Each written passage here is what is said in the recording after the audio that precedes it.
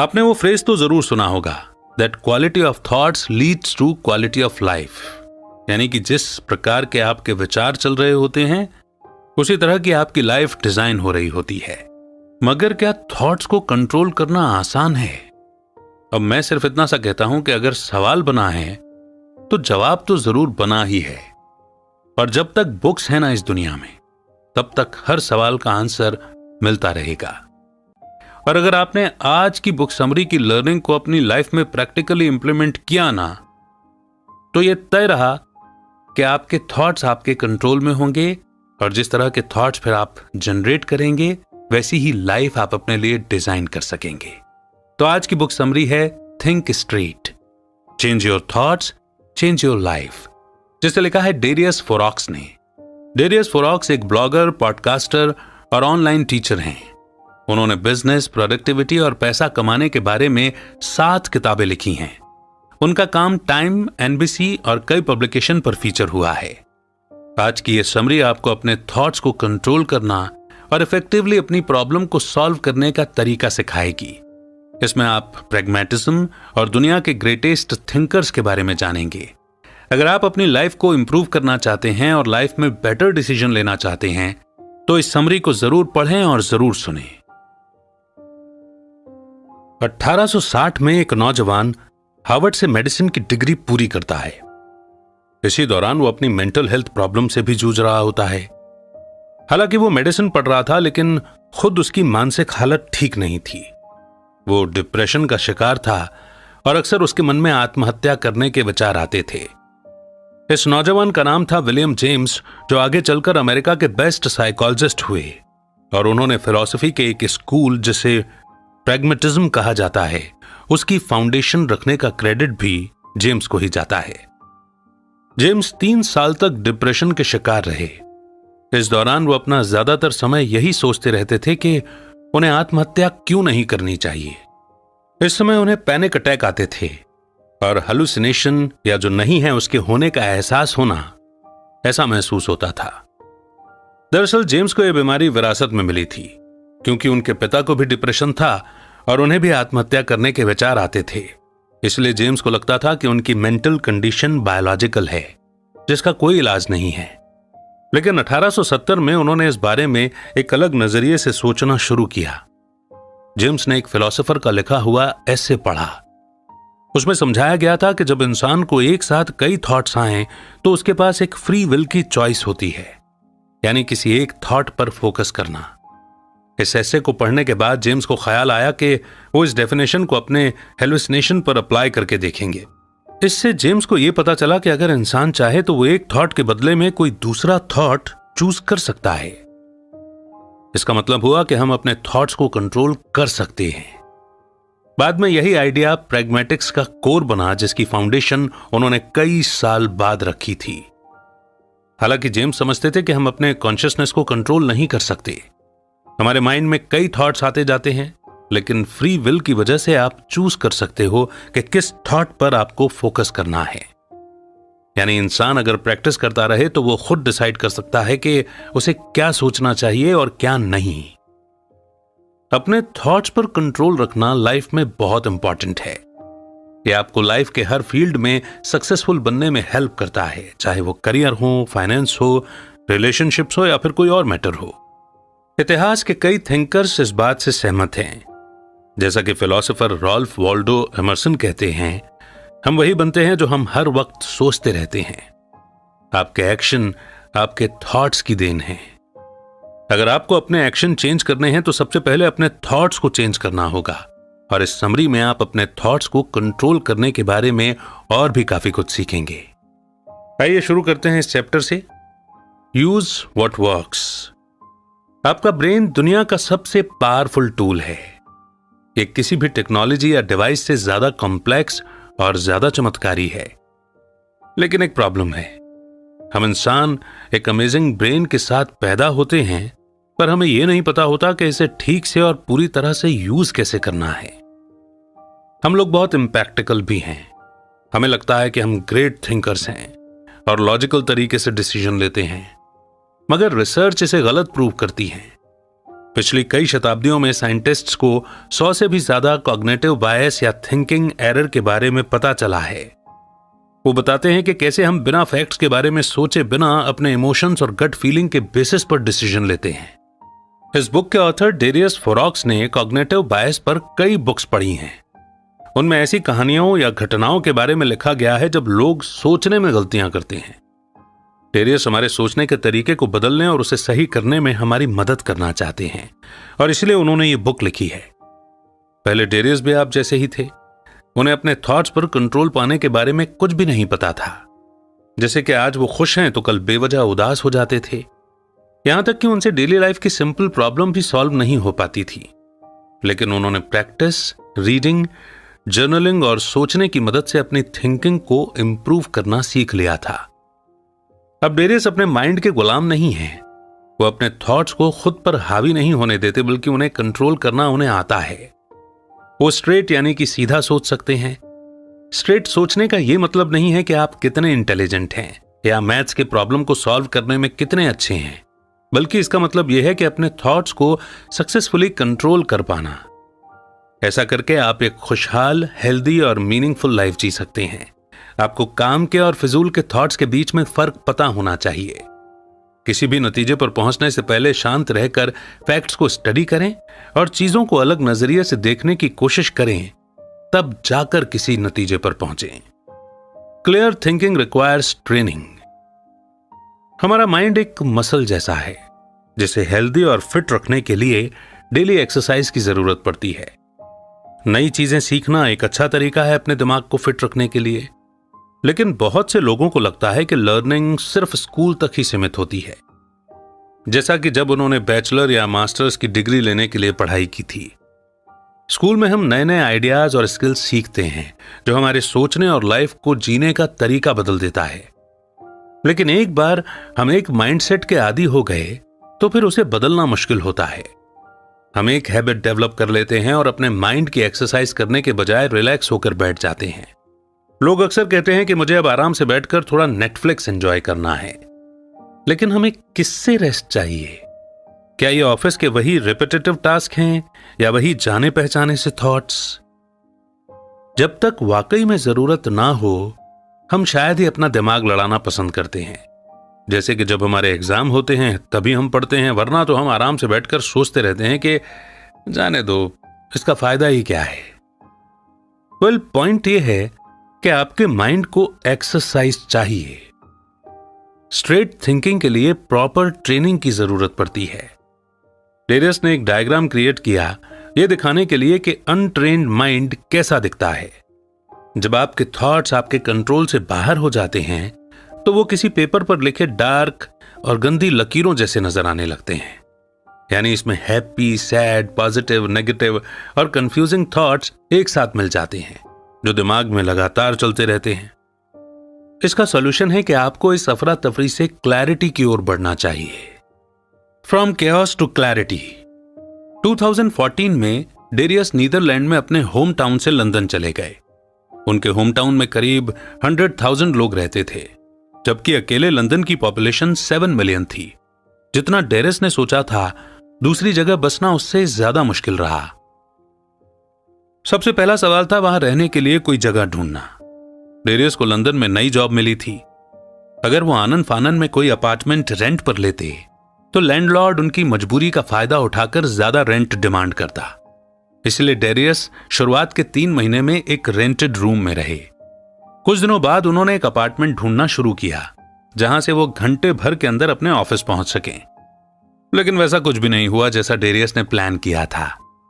उन्हें लंदन आए 2 महीने ही हुए थे कि उन्हें एक सस्ता 1 बेडरूम का अपार्टमेंट मिल गया।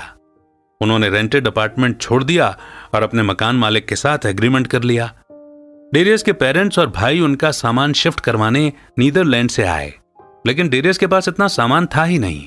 उनकी सारी चीजें उनकी गाड़ी में ही फिट हो गईं। अब बस उन्हें अपने नए घर की चाबी लेनी थी और अपना सारा सामान लेकर वहां शिफ्ट करना था। उसके बाद वो आराम से बैठकर नेटफ्लिक्स देखते हुए चिल कर सकते थे। डेरियस को लगा कि ये सारा काम एक ही दिन में निपट जाएगा, लेकिन ऐन मौके पर उनकी नई मकान मालकिन ने अचानक मन बदल दिया और उस एग्रीमेंट को कैंसिल कर दिया। उसने ये बात डेरियस को उनके शिफ्ट होने से एक दिन पहले ही बताई थी। अब डेरियस के पास रहने का कोई ठिकाना नहीं था। उनका सारा सामान गाड़ी में पड़ा था और उस रात वो अपने पेरेंट्स के होटल रूम में रहे। डेरियस घबराहट महसूस करने लगे थे। उन्हें बहुत टेंशन हो रही थी। डर और डाउट की सिचुएशन में उन्हें कुछ समझ नहीं आ रहा था कि वो क्या करें। इस सब के लिए डेरियस खुद को ब्लेम कर रहे थे, क्योंकि इस वजह से अब उनके पेरेंट्स को होटल छोड़ना पड़ता। लेकिन उन्हें लगा कि वो कुछ ज्यादा ही ड्रामेटिक हो रहे हैं। वो क्लियरली सोच नहीं पा रहे थे। डेरियस खुद पर हंसने लगे, क्योंकि वो छोटी सी प्रॉब्लम का सामना कर रहे थे। अगली सुबह वो एकदम टेंशन फ्री थे और उन्होंने ठंडे दिमाग से सोचना शुरू किया। उन्होंने अपने माइंड को स्ट्रेट सोचने का ऑर्डर दिया। डेरियस अपना माइंड क्योस से क्लैरिटी की तरफ शिफ्ट करना चाहते थे। उन्होंने अपने माइंड को एक डायग्राम के जरिए इमेजिन किया, जिसके लेफ्ट साइड पर बेकार के थॉट्स की टेढ़ी मेढ़ी लकीरें थीं। ये उनके स्ट्रेस, चिंता और कंफ्यूजन से बना था। इसमें से एक एरो राइट साइड की तरफ जा रहा था, जहां एक क्लियर सर्कल था। यह सर्कल सिर्फ एक काम के पर्पस की ओर इशारा कर रहा था। डेरियस को एहसास हुआ कि अगर वो स्ट्रेट थिंकिंग अप्रोच चूज करेंगे तो सॉल्यूशन ढूंढना ज्यादा इजी होगा। तो अब डेरियस ने स्ट्रेट थिंकिंग से कुछ क्लियर डिसीजन लिए। उन्होंने एक हफ्ते अपने रहने के लिए एक एयरबीएनबी बुक करा लिया। बाद में उनकी मकान मालकिन ने उन्हें कॉल करके बताया कि वो उन्हें अपार्टमेंट रेंट पर दे सकती हैं, क्योंकि उसने फिर से अपना डिसीजन चेंज कर लिया है। डेरियस को एहसास हुआ कि वो बेकार में ही इतना स्ट्रेस और टेंशन ले रहे थे। तो ऑथर की स्टोरी एक एग्जाम्पल है हमारी उन कमजोरियों का जो इंसान के अंदर होती हैं। हम तुरंत जज करने लगते हैं, तुरंत कुछ भी मान बैठते हैं और नतीजे पर पहुंच जाते हैं। हम अक्सर गलतियां करते हैं और अपने फैसले बदल देते हैं। लेकिन ये सब एकदम नॉर्मल है। हां, अपने थॉट्स पर कंट्रोल ना होना वो नॉर्मल नहीं है। इस तरह के यूजलेस यानी कि बेकार के थिंकिंग एक्सपीरियंस के बाद डेरियस ने खुद को चेंज करने का फैसला किया।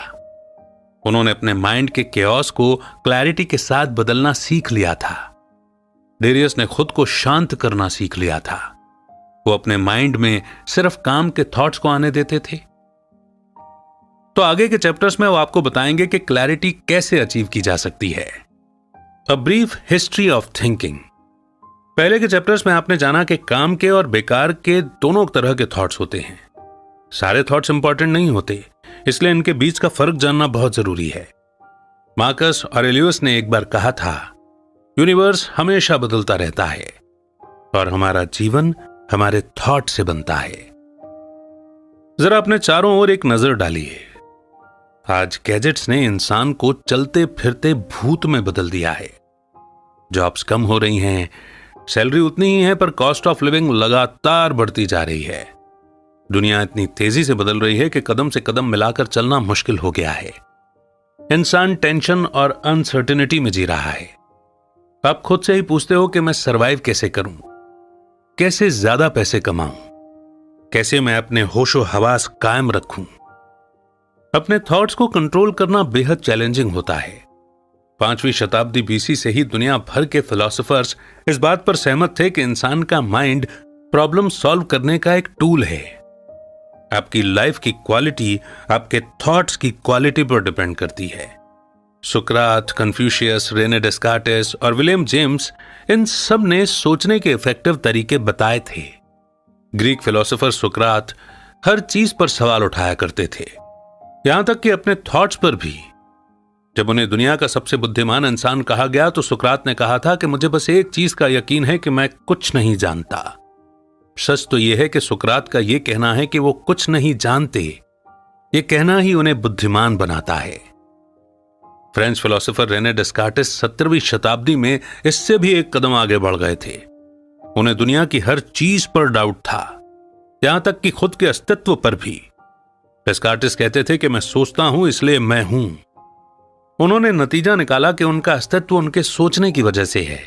डेस्कार्टेस अपने थॉट्स के बारे में सोचा करते थे और उसमें कई तरह के कॉन्ट्राडिक्शन यानी एक दूसरे से बिल्कुल अपोजिट थॉट्स उसमें उन्हें मिले। उन्हें यह एहसास हुआ कि हमें अपने बिलीफ्स के सोर्स पर भी सवाल उठाना चाहिए। क्योंकि हमारे बहुत से बिलीफ्स दूसरों के नजरिए या राय से आते हैं। एक पल के लिए सोचो, आपके ऐसे कौन से थॉट्स हैं जो दूसरों से इन्फ्लुएंस्ड हैं? आपके पहले एजम्पशन यानी बिना जांचे परखे कुछ बस मान लेना, पर बेस्ट कौन से थॉट्स हैं? आपके अंदर फैक्ट्स और झूठ का फर्क समझने की काबिलियत है। विलियम जेम्स ने प्रैग्मेटिज्म को फर्स्ट एजम्पशन से हटकर फैक्ट्स और रिजल्ट्स पर गौर करने के तौर पर डिफाइन किया। आपके थॉट्स का कोई प्रैक्टिकल पर्पस होना चाहिए, नहीं तो वे बेकार हैं। स्ट्रेट थिंकिंग का यही मतलब है। याद रखें कि आपकी लाइफ की क्वालिटी आपके थॉट्स की क्वालिटी पर डिपेंड करती है, इसलिए अपने थॉट्स को बुद्धिमानी से चुनें। नेक्स्ट चैप्टर है लाइफ इज नॉट लीनियर। कई लोग सोचते हैं कि लाइफ लीनियर है, यानी एकदम स्ट्रेट लाइन की तरह सीधी चलती है। हम कई चीजों को सच मान लेते हैं। हम अपने आसपास के लोगों के माइंडसेट और बिलीफ्स को फॉलो करते हैं। जैसे एग्जाम्पल के लिए डेरियस को लगता था कि वो कॉलेज ग्रेजुएट हैं तो उन्हें आसानी से जॉब मिल जाएगी, लेकिन जल्द ही उनके सामने कड़वा सच आ गया।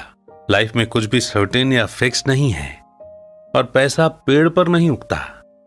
पैसे कमाने के लिए आपको कड़ी मेहनत करनी ही पड़ेगी। कॉलेज डिग्री का पैसा कमाने से कोई लेना देना नहीं है।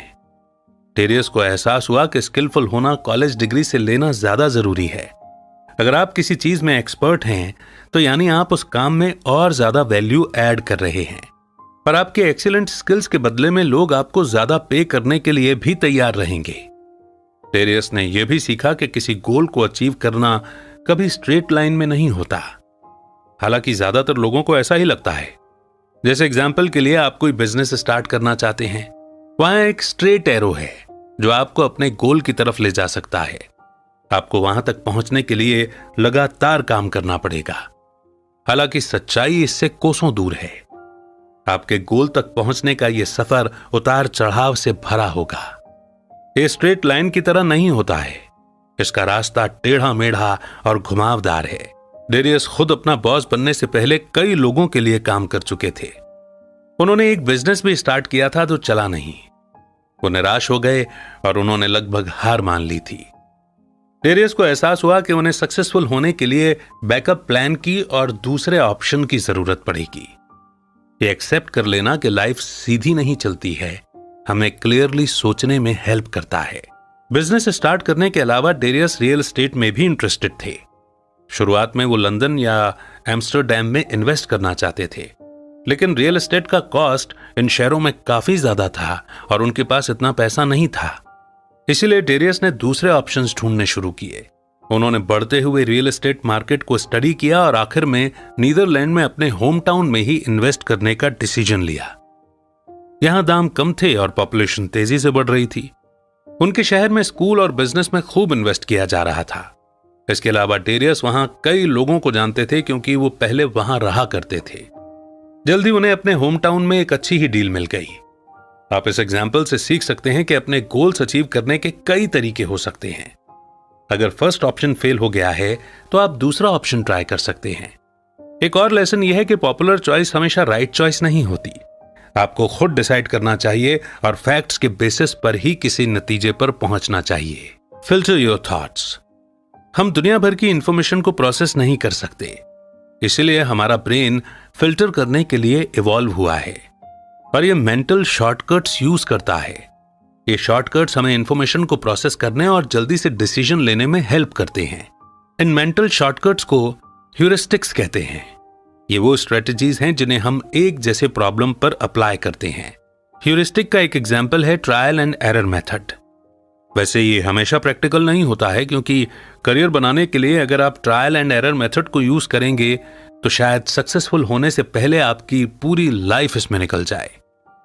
एक और इम्प्रैक्टिकल ह्यूरिस्टिक है सोशल प्रूफ। ये तब होता है जब हम वो फॉलो करते हैं जो दूसरे करते हैं और कहते हैं और हम खुद नहीं सोचते। वहीं फैमिलियरिटी यानी कि जाना पहचाना का मतलब है एक ही रूटीन को फॉलो करना।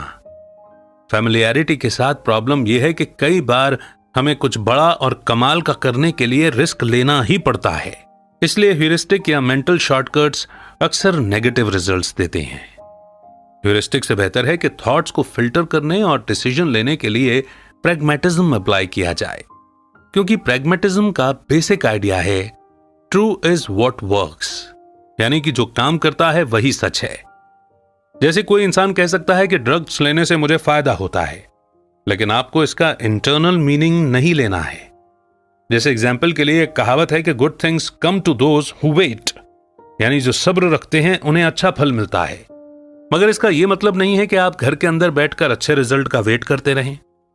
इसके बजाय आप ट्रू इज व्हाट वर्क्स को थॉट्स के लिए एक फिल्टर के तौर पर अप्लाई कर सकते हैं, जो आपका ब्रेन एक्सेप्ट कर सके। ट्रू इज व्हाट वर्क्स का मतलब है उस इंफॉर्मेशन को प्रोसेस करना जो डायरेक्टली आपकी लाइफ को इंपैक्ट करती है। अगर इंफॉर्मेशन काम का नहीं है तो उसे नजरअंदाज करें।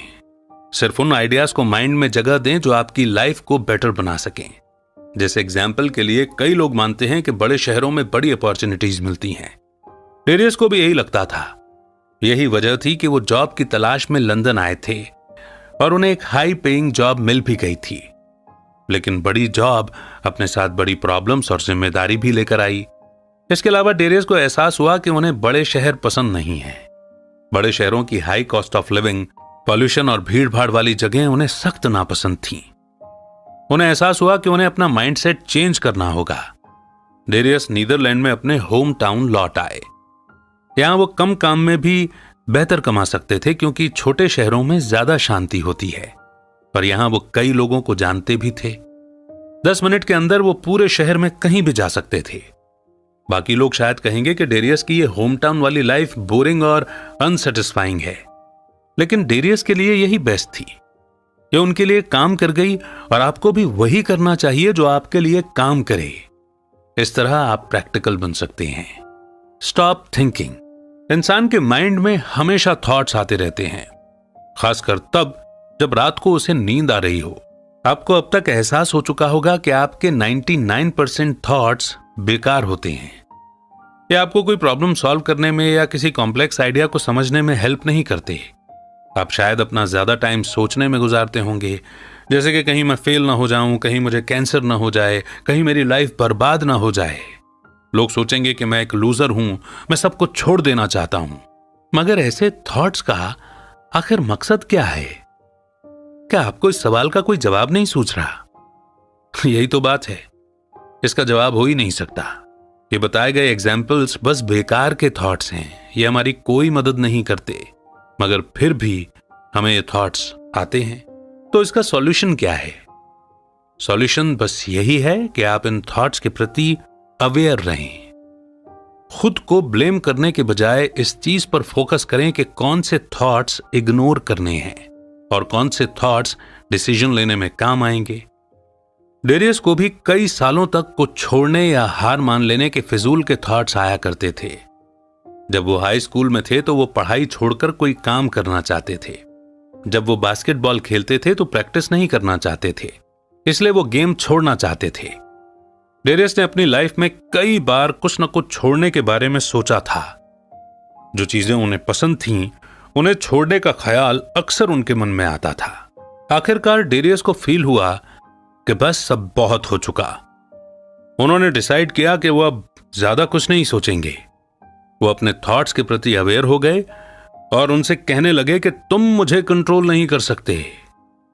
ये सुनने में थोड़ा अजीब लगेगा, पर यह तरीका काम करता है। अपने थॉट्स को कंट्रोल करने के बाद डेरियस पहले से ज्यादा शांत और खुश रहने लगे थे। डेरियस ने हार मान लेने की या कुछ छोड़ देने की इच्छा को डर के तौर पर पहचान लिया था, लेकिन उन्होंने इसके आगे हार मानने से इनकार कर दिया। और वो आपको भी ऐसा ही करने के लिए कहते हैं। नेक्स्ट चैप्टर है inside your control versus outside your control. आप काम के और बेकार के थॉट्स के बीच फर्क कैसे करेंगे? तो चलिए हम आपको एक सिंपल सा रूल बताते हैं। काम के थॉट्स उन चीजों के बारे में होते हैं जिन्हें आप कंट्रोल कर सकते हैं। ये रूल ऑटोमेटिकली आपके 99% थॉट्स को रिजेक्ट कर देगा, क्योंकि लाइफ में बहुत कम चीजें हमारे कंट्रोल में होती हैं। एक डायग्राम को इमेजिन कीजिए कि एक बड़ा सर्कल है जो आपकी लाइफ को दिखाता है। इसके अंदर एक और छोटा सा सर्कल है। इस छोटे सर्कल के अंदर जो चीजें हैं वो आपके कंट्रोल में हैं, और उसके बाहर जो कुछ है वो आपके कंट्रोल से बाहर है। इसीलिए हमेशा इस छोटे सर्कल पर फोकस करो। इसमें आपके एक्शन, इच्छाएं और इरादे आते हैं। बेकार के थॉट्स का कोई पर्पस नहीं होता है और वो उन चीजों के बारे में होते हैं जो हमारे कंट्रोल से बाहर होती हैं, जैसे कि हमारा पास्ट। जब तक आप अपनी गलती से सबक नहीं ले लेते, बार बार पास्ट के बारे में सोचना बेकार होगा। सेम यही चीज फ्यूचर के बारे में सोचकर परेशान होने पर भी अप्लाई होती है। काम के थॉट्स दो टाइप के होते हैं। फर्स्ट है प्रॉब्लम्स के सॉल्यूशन ढूंढना। दुनिया की कोई भी प्रॉब्लम हो, आपका ब्रेन उसका कोई ना कोई सॉल्यूशन निकाल ही लेगा। दूसरा है नॉलेज को समझना। आपने जो सीखा है उसे अपने करियर, रिलेशनशिप और लाइफ को इंप्रूव करने के लिए अप्लाई करो। बस आपको इतना ही करना है, बाकी सारे थॉट्स बेकार हैं। और अपना टाइम और एनर्जी ऐसे थॉट्स पर वेस्ट मत करो। पास्ट या फ्यूचर की टेंशन लेने से कोई फायदा नहीं है। इसीलिए सॉल्यूशन ढूंढने और ज्यादा से ज्यादा नॉलेज हासिल करने पर फोकस करो, बाकी दूसरी चीजों पर ध्यान मत दो। Look at facts. लोग हमेशा चीजें अज्यूम कर लेते हैं, यानी जांचे परखे बिना उसे बस सच मान लेते हैं। अगर कोई आपके मैसेज को रिप्लाई न कर पाए तो आपको लगता है कि उसे आपकी परवाह नहीं है। जब कोई सॉरी बोलता है तो आपको लगता है कि वो झूठी माफी मांग रहा है। कभी आपको सिरदर्द हो जाए तो आपको लगता है कि आपको कोई बड़ी बीमारी हो गई है। मगर ये प्रैक्टिकल नहीं है, क्योंकि ये बस अजम्पशंस हैं और ये फैक्ट्स नहीं है। एजम्पशंस में ओपिनियन, बिलीव्स, गेस करना और इमेजिनेशन, ये सब शामिल है।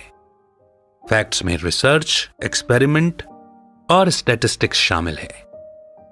स्ट्रेट थिंकिंग का मतलब है सारे एजम्पशन को रिजेक्ट करके सिर्फ फैक्ट्स पर फोकस करना।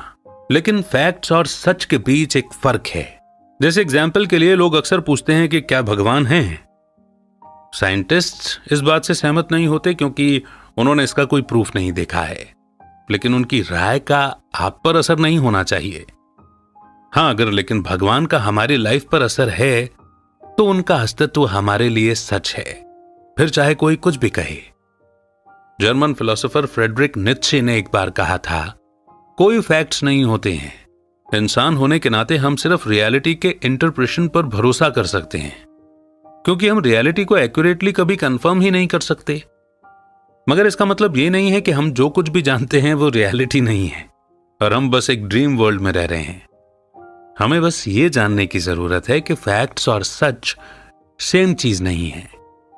बात यह है कि आप दूसरे लोगों को कन्विंस नहीं कर सकते कि वो आपके ओपिनियन पर यकीन करें, क्योंकि उस सच को लेकर उनकी एक डिफरेंट अंडरस्टैंडिंग हो सकती है। इसीलिए अपनी एनर्जी सिर्फ उन चीजों पर लगाएं जो आप कंट्रोल कर सकते हैं। Draw and right your thoughts. Language invent होने से पहले हमारे पूर्वज इमेज और ड्राइंग के जरिए कम्युनिकेट किया करते थे। दुनिया के ग्रेटेस्ट थिंकर्स में से एक लियोनार्डो दा विंची अक्सर अपने थॉट्स ड्रॉ किया करते थे। उनकी नोटबुक्स हमेशा स्केचेस और आड़ी तिरछी लकीरों से भरी रहती थी। आप चाहे विंची की तरह स्किल्ड ना भी हों तो भी आप अपने थॉट्स को ड्रॉ करने का प्रिंसिपल अप्लाई कर सकते हैं। ड्राइंग आपको अपने आइडिया को विजुअलाइज करने में हेल्प करती है, क्योंकि यह आपके माइंड में एकदम क्लियर रहती है। आप सिंपल स्केच, ग्राफ या कार्टून कुछ भी ड्रॉ कर सकते हैं। इससे आप अपने ऑप्शंस बेहतर तरीके से एनालाइज कर सकते हैं, प्लान बना सकते हैं या आर्टिकल के जरिए आइडिया ले सकते हैं। जैसे एग्जाम्पल के लिए डेरियस ने एक डायग्राम क्रिएट किया था, जिसके बारे में हमने पहले के चैप्टर में भी डिस्क्राइब किया था, फ्रॉम केओस टू क्लैरिटी। इसमें लेफ्ट साइड पर आड़ी तिरछी लकीरें होती हैं और एक एरो राइट के एक क्लियर सर्कल की तरफ पॉइंट करता है। ये डायग्राम इस बुक के कोर आइडिया को दिखाता है। ड्राइंग के अलावा आप अपने थॉट्स को डायरी में लिख सकते हैं। इससे आपको सोचने का मौका मिलेगा। कई लोग जो सक्सेसफुल होते हैं और खुश रहते हैं वो जर्नल लिखते हैं। जो लेसन उन्होंने सीखे हैं या जो गलतियां उनसे हुई हैं और जो गोल्स वो अचीव करना चाहते हैं वो सब अपनी डायरी में लिख लेते हैं। आप अपनी ऑटोबायोग्राफी भी लिख सकते हैं। इससे आप खुद को और बेहतर तरीके से जान पाएंगे। डेरियस ये भी सलाह देते हैं कि आपको अपने नोट्स वीकली रिव्यू करने चाहिए। सोचने का सबसे बढ़िया तरीका यही है। अपने नोट्स पढ़कर आप सेम गलती करने से बच सकते हैं और अपनी प्रोग्रेस को चेक कर सकते हैं कि आप अपने गोल के कितने करीब हो। इसके अलावा आप अपने थॉट्स भी ऑर्गेनाइज कर सकते हैं। यानी अल्टीमेटली एक डायरी या जर्नल रखने से आपको बेहतर डिसीजन लेने में हेल्प मिलती है। Money rules. अब डेरियस ने कुछ प्रिंसिपल और प्रैक्टिकल मनी रूल्स भी बताए हैं। सबसे पहला रूल, जिस चीज की जरूरत नहीं है उसे मत खरीदो। सेकंड, अपनी मंथली इनकम से 10% सेव करो। थर्ड, कर्ज से दूर रहो। और फोर्थ, किसी ऐसी चीज में इन्वेस्ट करो जो अच्छा रिटर्न दे। फिफ्थ, ये सिर्फ पैसा ही तो है, इसीलिए कंजूस मक्खी चूस मत बनो। ये रूल्स डेरियस की हेल्प करते हैं क्योंकि वो पैसों के बारे में ज्यादा चिंता नहीं करते। उनके सेविंग अकाउंट में इतना पैसा है कि वो 6 महीने आराम से निकाल सकते हैं और इतना टाइम उनके लिए बहुत है अपना नेक्स्ट स्टेप डिसाइड करने के लिए। इन 5 रूल्स के साथ एक ही शर्त है कि आपको अपनी स्किल्स में इन्वेस्ट करना ही चाहिए। इन्वेस्टिंग सिर्फ स्टॉक्स या रियल एस्टेट से नहीं जुड़ा है, बल्कि इसमें बुक्स पढ़ना, सेमिनार अटेंड करना और अपनी स्किल्स अपग्रेड करने के लिए टूल्स खरीदना भी शामिल हैं। जैसे एग्जाम्पल के लिए आप नए लैपटॉप में इन्वेस्ट करते हैं क्योंकि इसे आप पैसा कमाने के लिए यूज करेंगे। आपको हर साल लेटेस्ट आईफोन या लग्जरी आइटम जैसे बैग, शूज या कपड़े लेने की जरूरत नहीं है। आपको मटेरियल चीजों के लिए अपनी इच्छा को रोकना होगा और खुद को डिसिप्लिन करने के लिए ट्रेन करना होगा। अगर इंसान सारे पैसे गवा दे तो दोबारा कमा सकता है, मगर एक बार गया हुआ समय कभी वापस नहीं आता। इसीलिए पैसे के बारे में सोच सोचकर अपना टाइम वेस्ट मत करो। नेक्स्ट चैप्टर है स्पेंड योर टाइम वेल। सोचना आपकी मदद भी कर सकता है और आपको तबाह भी कर सकता है। यह सब आपके थॉट्स की क्वालिटी पर डिपेंड करता है। इस समरी में आपने सीखा कि अपने माइंड को इफेक्टिव तरीके से कैसे यूज करना है। कई बार आपको आउट ऑफ द बॉक्स यानी कुछ हटकर सोचने की जरूरत भी पड़ती है और कई बार आपको कुछ भी सोचने की जरूरत नहीं होती। लेकिन यह सिर्फ आप ही डिसाइड करोगे कि सिचुएशन के हिसाब से क्या अप्लाई होगा।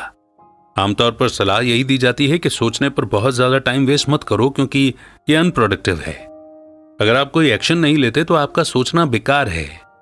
इफेक्टिव थॉट्स इफेक्टिव एक्शन में चेंज होते हैं। इसमें ये थॉट्स भी शामिल हैं कि अपनी लाइफ को कैसे इंप्रूव किया जाए, अपना बिजनेस ग्रो कैसे किया जाए, प्रॉब्लम्स कैसे सॉल्व की जाएं, कैसे न्यू आइडियाज क्रिएट किए जाएं और कैसे अपनी फैमिली के साथ क्वालिटी टाइम बिताया जाए। प्रैक्टिकल थिंकिंग के लिए हार्ड वर्क और डिसिप्लिन की जरूरत होती है और बाकी स्किल्स की तरह ही इसमें भी आपको डेली प्रैक्टिस करना होगा। मगर हर सिचुएशन एक मौका है अपनी प्रैक्टिकल थिंकिंग को ट्रेन करने का। अगर आप ऐसा नहीं करेंगे तो आप बेकार के थॉट्स जैसे शिकायत करना या खुद पर तरस खाना वगैरह पर अपना टाइम वेस्ट करेंगे। कई बार आप इतनी टेंशन लेने लगते हो कि लाइफ की छोटी छोटी खुशियां एंजॉय करना भूल जाते हो। क्या आपने आज सुबह का उगता हुआ सूरज देखा था? क्या आपने अपनी कॉफी स्मेल की? अगर जवाब नहीं है तो टाइम है अपने थॉट से बाहर निकलने का और अपने प्रेजेंट मोमेंट को एंजॉय करने का। नेक्स्ट चैप्टर है इनर काम। स्ट्रेट थिंकिंग का एक फायदा जो आपको मिलता है वो है मन की शांति। चाहे लाइफ में जो भी हो, आपको हर सिचुएशन में शांत रहना है। इनर काम यानी कि मन की शांति का मतलब है अपने थॉट्स को अपने कंट्रोल में रखना। हम फिर से आपको याद दिला दें कि यह पॉसिबल है और आप डेली प्रैक्टिस से इसे अचीव कर सकते हैं। कुछ लोग इसे माइंडफुलनेस भी कहते हैं और कुछ लोग मेडिटेशन। आप चाहें इसे जो भी कहें, पर इसे सीखने के लिए आपको $10,000 का कोर्स या सेमिनार अटेंड करने की जरूरत नहीं है। बस आराम से बैठकर अपने थॉट्स को ऑब्जर्व करो और उन्हें आने दो। यही है सिंपल मेडिटेशन। माइंडफुलनेस या इनर काम, आप चाहे इसे जो भी कहें, आप दिन भर में कई बार इनर काम की प्रैक्टिस कर सकते हैं। आप उठते बैठते, एक्सरसाइज करते वक्त, लिखते हुए, कॉफी पीते हुए या कोई और काम करते हुए इसकी प्रैक्टिस कर सकते हैं। आपको ना तो कोई योगा मैट चाहिए और ना ही कोई टीचर जो आपको अपने थॉट्स पर कंट्रोल करने में हेल्प करे, और ना ही इसके लिए आपको वेकेशन पर जाने की जरूरत है। आप इसे दिन में किसी भी वक्त करें, बस आपके अंदर इतनी विल पावर होनी चाहिए। वही डिसाइड करो जो आपका मन करता है। जब आप अपने थॉट्स को कंट्रोल करेंगे तो आप अंदर से सुकून और शांति खुद ही अचीव कर लेंगे। नेक्स्ट चैप्टर है थिंक बियॉन्ड योरसेल्फ। अगर आप गूगल पर प्रैग्मेटिज्म को सर्च करेंगे तो आपको पता चलेगा कि फिलॉसफी का यह स्कूल चार्ल्स सैंडर्स पियर्स ने बनाया था। वो जॉन हॉपकिंस के फॉर्मर प्रोफेसर और लॉजिक और मैथमेटिक्स में एक्सपर्ट थे। मगर अगर आप इसकी ओर गहराई से छानबीन करेंगे तो आपको पता चलेगा कि विलियम जेम्स ने 1898 में पियर्स को प्रैग्मेटिज्म का फाउंडर अनाउंस किया था। विलियम जेम्स पियर्स को तब से जानते थे जब से वो दोनों हार्वर्ड में स्टूडेंट थे।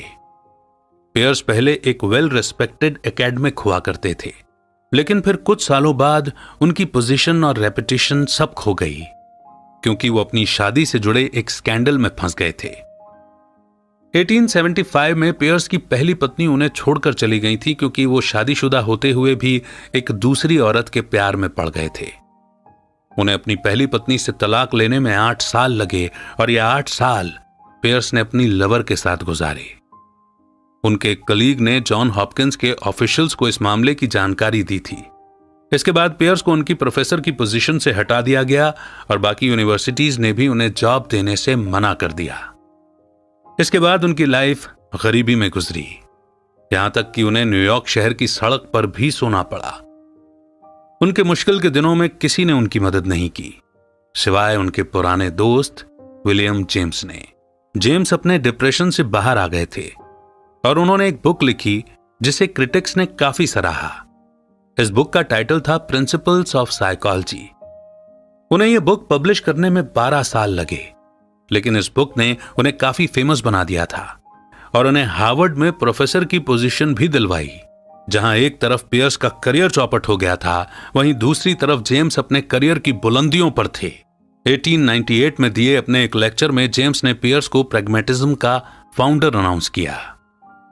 जेम्स का मानना था कि साइंटिस्ट अपना टाइम थ्योरीज और एब्स्ट्रैक्ट आइडिया पर वेस्ट करते हैं, जिसका लोगों की लाइफ में कोई इंपैक्ट नहीं पड़ता। प्रैग्मेटिज्म कहता है कि आपके आइडिया की प्रैक्टिकल वैल्यू होनी चाहिए। जेम्स ने प्रैग्मेटिज्म का क्रेडिट पियर्स को दिया, जिसके चलते पियर्स को सोसाइटी में थोड़ा सम्मान मिला और मरने से पहले उनके कुछ पेपर्स भी पब्लिश हुए। विलियम जेम्स ने पियर्स के लिए जो किया वो कोई और नहीं कर सकता था, और यही चीज उन्हें महान बनाती है। बेशक वो प्रैग्मेटिज्म के पायनियर थे, लेकिन उन्हें नाम और शोहरत की भूख नहीं थी, बल्कि उन्होंने सारा क्रेडिट अपने दोस्त को देकर उनकी बहुत मदद की थी। विलियम जेम्स ने एक बार कहा था, जीवन का सबसे अच्छा इस्तेमाल यही है कि इसे किसी ऐसी चीज पर लगाओ जो इंसान के मरने के बाद भी सदा बना रहे। आपको शायद यह आइडिया इम्प्रैक्टिकल लग रहा होगा। आप शायद सोच रहे होंगे कि ऐसी चीज बनाने का क्या फायदा है जो आप जीते जी न देख पाओ। हालांकि बात यह नहीं है, आपको उस प्रिंसिपल को माइंड में रखकर जीना है। डेली कुछ ना कुछ मीनिंगफुल करने का सोचो, कुछ ऐसा क्रिएट करो जो दूसरों के काम आए। यही एक तरीका है दूसरों की लाइफ पर असर डालने का और अपने पीछे एक विरासत छोड़ जाने का। और अब वो मोड जिसे हम कहते हैं कंक्लूजन, यानी अभी तक हमने जितने भी चैप्टर्स पढ़े और सुने उनकी की लर्निंग्स को हम यहां पर दोहराएंगे। आपने जाना कि प्रैग्मेटिज्म का कोर आइडिया है इंसान की वो एबिलिटी जो उसे अपने थॉट्स को कंट्रोल करने में हेल्प कर सके। आप खुद चूज कर सकते हैं कि कौन से थॉट्स पर फोकस करना है और उसी के बेसिस पर अपने एक्शन भी ले सकते हैं। आपने जाना कि स्ट्रेट थिंकिंग के लिए प्रैक्टिस की जरूरत पड़ती है। डेरियस बेकार के थॉट्स को पेपर की आड़ी तिरछी लकीरों से कंपेयर करते हैं, जिसमें कई लाइन गोल गोल घूमती रहती हैं जिसका कोई मतलब नहीं निकलता। ये टेंशन, कंफ्यूजन और डर जैसे इमोशन हैं जिन्होंने आपके मन को घेर रखा है, लेकिन आपको इस केओस से निकलकर क्लैरिटी की ओर जाना है। आगे आपने जाना कि काम के थॉट्स का पर्पस होता है। आड़ी तिरछी लकीरों से एक एरो निकलकर राइट साइड पर एक क्लियर सर्कल की तरफ जाता है और तब आपको प्रॉब्लम का सॉल्यूशन नजर आता है। उसके बाद आपने जाना कि आपके थॉट्स की क्वालिटी आपकी लाइफ की क्वालिटी पर असर डालती है। आपके थॉट्स का कोई पर्पस जरूर होना चाहिए, अगर नहीं है तो मतलब वो बेकार के थॉट्स हैं। उन थॉट्स को फिल्टर करो जो आपकी लाइफ को इंप्रूव कर सकते हैं और वही करो जो आपके लिए सही है। इस तरह आप प्रैग्मेटिक बन सकते हैं। आगे आपने जाना कि काम के थॉट्स आपको प्रॉब्लम सॉल्व करने और अपनी नॉलेज बढ़ाने में हेल्प करते हैं। ये उन चीजों को भी दिखाते हैं जो आप कंट्रोल कर सकते हैं, जैसे कि आपके एक्शन, शब्द और इरादे। अपने थॉट्स को लिखने से या ड्रॉ कर लेने से आपको क्लियर तरीके से सोचने में मदद मिलती है। आप अपने आइडियाज, गलतियां या गोल्स के बारे में भी लिख सकते हैं। थॉट्स को ड्रॉ करना या लिखना आपको सोचने और बेहतर डिसीजन लेने में भी मदद करता है। आपने यह भी जाना कि इफेक्टिव थॉट्स इफेक्टिव रिजल्ट्स देते हैं। इन थॉट्स में शामिल हैं अपने बिजनेस को ग्रो करना, नए आइडियाज क्रिएट करना, प्रॉब्लम सॉल्व करना और अपनी फैमिली के साथ टाइम बिताना। स्ट्रेट थिंकिंग के लिए लगातार प्रैक्टिस करने की जरूरत पड़ती है, लेकिन आप अपने माइंड को डेली ट्रेन कर सकते हैं। विलियम जेम्स प्रैग्मेटिज्म के फाउंडर का कहना था कि जो आइडियाज आपके माइंड में आते हैं उनकी प्रैक्टिकल वैल्यू होनी चाहिए। इसीलिए सोच समझकर अपने थॉट्स चूज करो। याद रहे, आपके थॉट्स काम के और इफेक्टिव हों। उनका कुछ पर्पस होना चाहिए और वो उन चीजों के बारे में होने चाहिए जो आप कंट्रोल कर सकते हैं। अपने करियर, रिलेशनशिप और लाइफ को इंप्रूव करने के लिए डेली स्ट्रेट थिंकिंग की प्रैक्टिस कीजिए। अपने थॉट्स के मास्टर बनिए, शांत रहिए और अपनी लाइफ में खुशी, सक्सेस अचीव करने के लिए प्रैग्मेटिज्म को अपनाइए। इसी मोड़ पर यह समरी यहीं पर समाप्त होती है, लेकिन अपने सभी चैप्टर्स में ऐसे छोटे छोटे कई सारे पॉइंटर्स हमें दे जाती है जिन्हें हम अपनी लाइफ में प्रैक्टिकली इंप्लीमेंट करके अपने थॉट्स को अपने कंट्रोल में करके अपनी लाइफ को बेहतर बना सकते हैं। हम अपने थॉट्स की क्वालिटी को कंट्रोल करके अपनी लाइफ की क्वालिटी को बेहतर बना सकते हैं। उम्मीद करता हूं कि ये समरी आपको बेहद पसंद आई होगी। कैसा रहा आपका एक्सपीरियंस? कौन से पॉइंट ने आपको सबसे ज्यादा टच किया? किस पॉइंट पर आप सबसे ज्यादा काम करने वाले हैं? कमेंट सेक्शन में जरूर लिखिएगा। और नेक्स्ट बुक समरी आप कौन सी सुनना चाहते हैं, आप हमें यह भी सजेस्ट कर सकते हैं। बहुत जल्द एक नई बुक समरी के साथ फिर होगी मुलाकात। तब तक रखिए अपना बेहतर ख्याल। जय हिंद, जय भारत।